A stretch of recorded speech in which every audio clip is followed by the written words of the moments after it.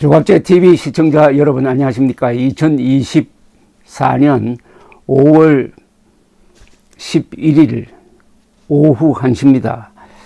어제 발표된 한국갤럽 주간 여론조사에 따르면 윤석열 대통령 국정수행 긍정평가는 24%, 부정평가는 67%로 전주와 거의 같았습니다. 바닥에서 헤어나지를 못하고 있다는 이야기입니다.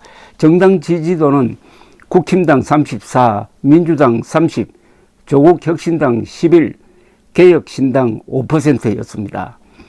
70대를 제외한 전 연령층, 전 지역에서 부정평가가 더 높았습니다. 장내 정치 지도자 선호도는 이재명 23, 한동훈 17, 조국 7, 홍준표와 이준석이 각 3, 안철수, 오세훈이 각 2%였습니다. 특히 할 만한 것은 총선 끝나고 나서 개혁신당의 지지율이 5 내지 6%를 일관되게 유지하고 있다는 것이고, 이준석 당선자, 개혁신당 대표를 장래 정치 지도자로 생각하는 사람들도 일정한 비율을 유지하고 있다, 이렇게 보입니다. 이번 총선을 통해서 침몰하는 보수의 구명정으로서 개혁신당이 등장했다는 말이 실감납니다. 보수층에서도 윤석열 잘한다 39, 못한다가 52%였습니다. 이게 가장 심각한 수치라고 할 것입니다. 보수층에서는 최소한 윤석열 잘한다가 70% 정도는 나와야 합니다. 그런데 잘한다가 39%밖에 안 되고 못한다가 더 많습니다. 52%입니다. 보수층의 이탈, 보수층이 윤석열에게 등을 돌리고 있다는 게, 이게 가장 위험한 신호인 것입니다. 중도층에서는 잘한다가 20%, 못한다 70%, 진보층에서는 잘한다 7, 못한다 89%나 되었습니다. 윤석열 국정 잘한다는 이유 중에 어떤 외교 잘한다, 다음은 의대 정원 확대 잘했다 였고, 못한다는 이유로는 경제와 민생과 물가에 대한 일반 국민들의 불만이 19%로 가장 높았고, 이어서 소통, 미흡, 외교 전반적으로 잘못한다, 의대 정원 확대에 대한 불만 등등이었습니다. 육공화국 들어서 지금은 육공화국입니다. 1987년에 개헌된 육공화국 체제가 계속 이어지고 있습니다. 육공화국 들어서 역대 대통령들의 취임 2년 무렵, 취임 2주년 무렵 직무수행 긍정률을 비교해도 윤석열 대통령은 지금 최저입니다.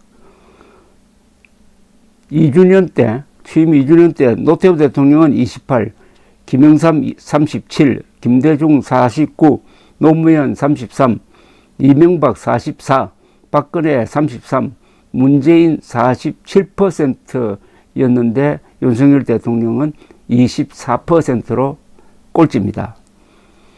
70대 이상의 노령층을 제외하면은 윤석열 지지층이 급속도로 무너지고 있다는 이야기입니다. 특히 보수층에서 등을 돌리고 있으면 아주 불길한 징조라고 할 것입니다. 합리적이고 온건한 성향의 보수층이 이탈한 가장 큰 이유는 의료 대란입니다.